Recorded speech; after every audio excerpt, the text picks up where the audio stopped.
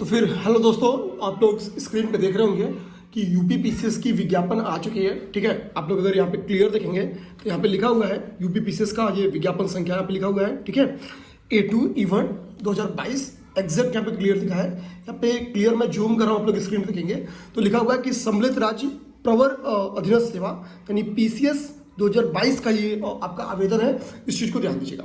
यहाँ पे लिख रहा है कि आवेदन प्रारंभ होने की तिथि अर्थात जब आप लोग फॉर्म भरेंगे तो 16 मार्च से आपका फॉर्म भरना, ठीक है, स्टार्ट हो रहा है।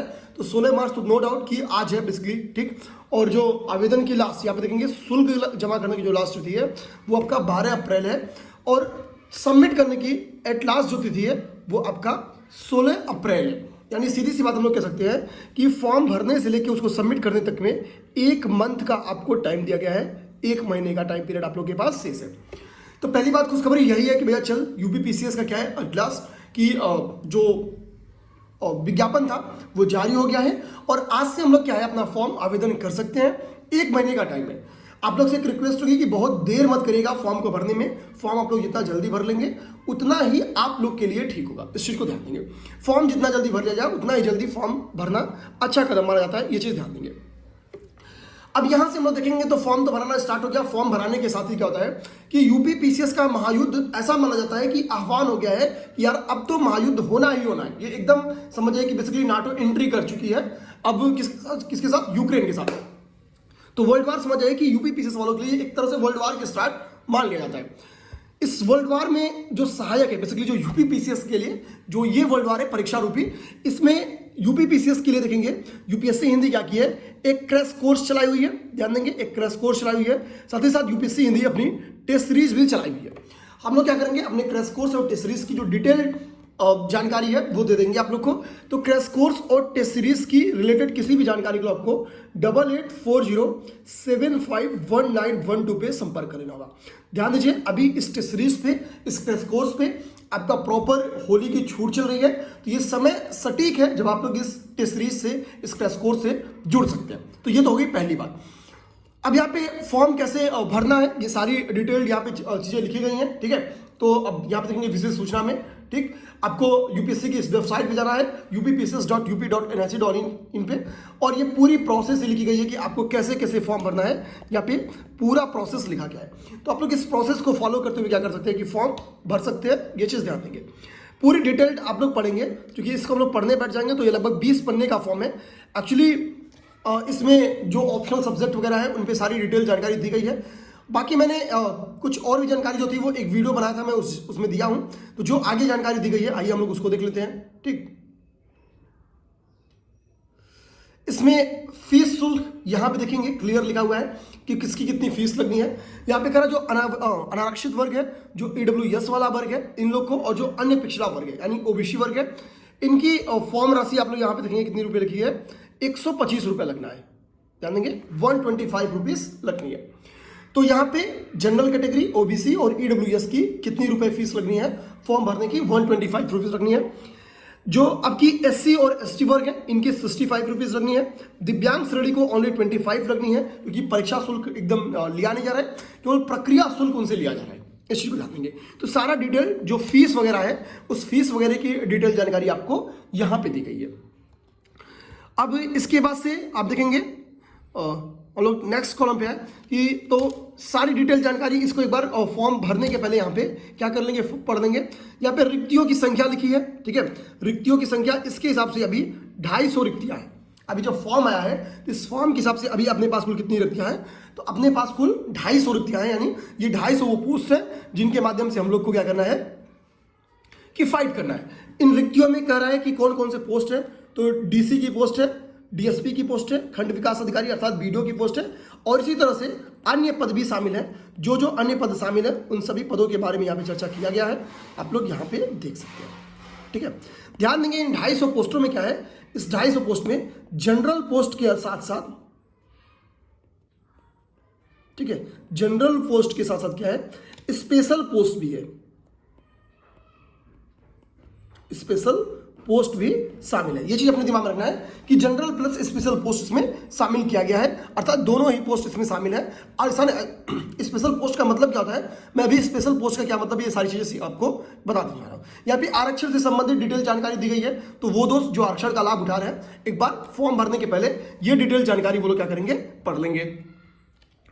आगे हम लोग देखेंगे तो जो चीजें यहाँ पे लिखी गई हैं बेसिकली आप इस जगह पे आइए, तो ये स्पेशल पोस्ट है, स्पेशल पोस्ट से रिलेटेड जानकारी आपको यहां पे दी गई है। देखेंगे यहां पे कह रहा है कि उप निबंधक सहायक अभियोजन अधिकारी जो परिवहन है, ठीक है, उसके लिए आपको क्या है, विधि स्नातक चाहिए। अर्हता यहां पे लिखा गया है कि उसके लिए अर्हता क्या चाहिए, आपको विधि स्नातक चाहिए। यहां पे कह रहा है कि जिला बेसिक शिक्षा अधिकारी और सह जिला निरीक्षक अन्य समकक्ष जो प्रशासनिक या जिला प्रशासनिक अधिकारी हैं उनके लिए आपको स्नातकोत्तर की उपाधि चाहिए, इस चीज को ध्यान देंगे। जिला लेखा परीक्षा अधिकारी के लिए ध्यान देंगे आपको वाणिज्य में स्नातक होना पड़ेगा।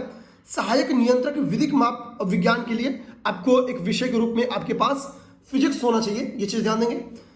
यहाँ पे वरिष्ठ प्रवक्ता के लिए यहाँ पे डिटेल जानकारी लिखी गई कि वरिष्ठ प्रवक्ता के लिए क्या चाहिए आपको, ठीक है। तो रसायन विज्ञान में आपको MSc चाहिए, ठीक है। जो भी अन्य जानकारी यहाँ पे लिखी गई है। विशेष कार्य अधिकारी स्किल जो डिटेल जानकारी है यहाँ पे लिखी गई है, ठीक है। जो गन्ना विकास जो एग्रीकल्चर से रिलेटेड पोस्ट है वहां पे कृषि स्नातक चाहिए लिखा है। श्रम प्रवर्तन अधिकारी बहुत ही मजेदार पोस्ट है, इसका कट ऑफ UPPCS में सबसे कम जाता है, सबसे मिनिमम कट ऑफ इसी पोस्ट की जाती है, सबसे मिनिमम कट ऑफ इसी पोस्ट की जाती है।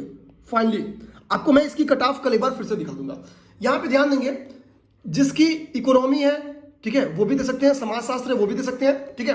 तो यहाँ पे सारे जो सब्जेक्ट है वो लिखा हुआ है, ठीक, जिसमें आप लोग देख सकते हैं कि जिन जिन सब्जेक्ट इन लोग का होगा वो लोग इजिली इसको श्रम प्रवर्तन अधिकारी की पोस्ट को भर सकते हैं, ध्यान देंगे। मैं यहाँ पे एक डिटेल वीडियो बनाया हुआ भी हूं, ठीक, इस चीज को ध्यान देंगे। तो अभी तक जो आयोग को स्पेशल पोस्ट मिला है वो एक्चुअली अभी इतना ही स्पेशल पोस्ट है, ठीक है। आगे जो स्पेशल पोस्ट होगा उसको हम लोग देख लेंगे, ठीक है, जैसे जैसे आएगी उसको हम लोग देख लेंगे। यहाँ पे व्यवस्था अधिकार जो अधिकारी है उसके बारे में जो जानकारी चाहिए वो चीज लिख दिया है, ठीक है। अब यहाँ पे ठीक है, यहाँ पे देखिए जो पुलिस अधीक्षक है उनसे रिलेटेड सारी जानकारी लिखी गई है कि DSP के लिए कितनी हाइट होनी चाहिए, ठीक। तो ये सारी चीजें, उनका सीना यानी चेस्ट कितना होना चाहिए, यहाँ पे वो सारी जानकारी दी गई है कि हाइट कितना चाहिए 165 सेंटीमीटर, और सीना फुलाने पे और बिना फुलाने पे कितना कितना होना चाहिए वो सारी जानकारी दी गई है। जिला कमांडेंट होमगार्ड के बारे में भी उसकी हाइट और उसका चेस्ट कितना होना चाहिए जिला कमांडेंट होमगार्ड्स के लिए, ये चीज लिखा गया है, ठीक है। तो सारी आबकारी निरीक्षक के लिए कितना चाहिए, ये सब स्पेशल पोस्ट नहीं है, ये चीज ध्यान देंगे। उप कारागार के लिए जितनी चाहिए वो सारी डिटेल जानकारी यहाँ पे लिखी गई है। तो आप लोग परेशान नहीं होंगे।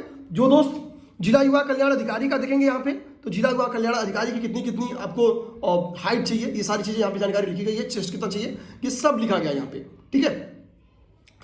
अब बात आती है, ये सबसे बड़ी सीमा यही होती है, आयु सीमा की जानकारी यहाँ पे दी गई है। आयु सीमा की जो यहाँ पे जानकारी दी गई है, हमको पता है कि मैक्सिमम आप 40 वर्ष तक क्या होता है या अधिकतम आप लोग 40 वर्ष तक क्या होता है UPPCS का पेपर दे सकते हैं, ठीक, इस चीज को ध्यान देंगे। यानी दिव्यांग जनों के लिए थोड़ी छूट होती है, दिव्यांग जन 55 वर्ष तक क्या होते हैं UPPCS की परीक्षा दे सकते हैं, इस चीज को ध्यान में रखेंगे आप लोग।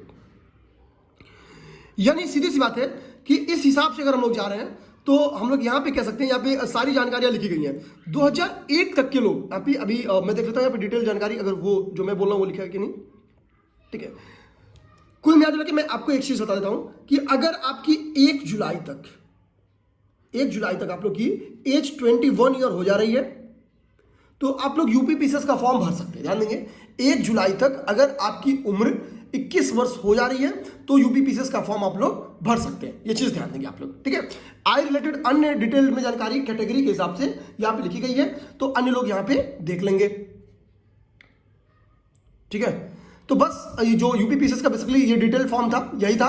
अन्य जो जानकारी है वो हम लोग क्या करेंगे कि समयबद्ध तरीके से देते रहेंगे। यहाँ पे सारे जो आपके ऑप्शनल सब्जेक्ट वगैरह हैं आगे सब उनके बारे में जानकारी दिया गया है, ठीक है। तो जो फॉर्म भरने से रिलेटेड जानकारी है वो बस यही जानकारी थी जिसके बारे में आपको जानना बहुत जरूरी होता है। और आपको यहाँ पे एट लास्ट में फिर बता दूं कि UPSC हिंदी दोस्तों इस वक्त एक 60 डे की फ्री इनिशिएटिव चला रही है। ध्यान देंगे 60 डे का फ्री इनिशिएटिव चला रहा है यूट्यूब पे। ये UPPCS को टारगेट होते हुए चलाया जा रहा है। एक चीज ये ध्यान देंगे, हम लोग एक क्रैश कोर्स चला रहे हैं, ध्यान देंगे एक क्रैश कोर्स चला रहे हैं, ठीक। और हम लोग UPPCS को फोकस एक टेस्ट सीरीज चला रहे हैं।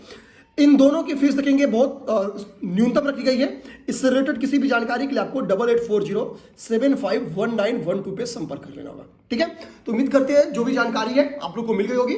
जय हिंद, जय भारत, धन्यवाद।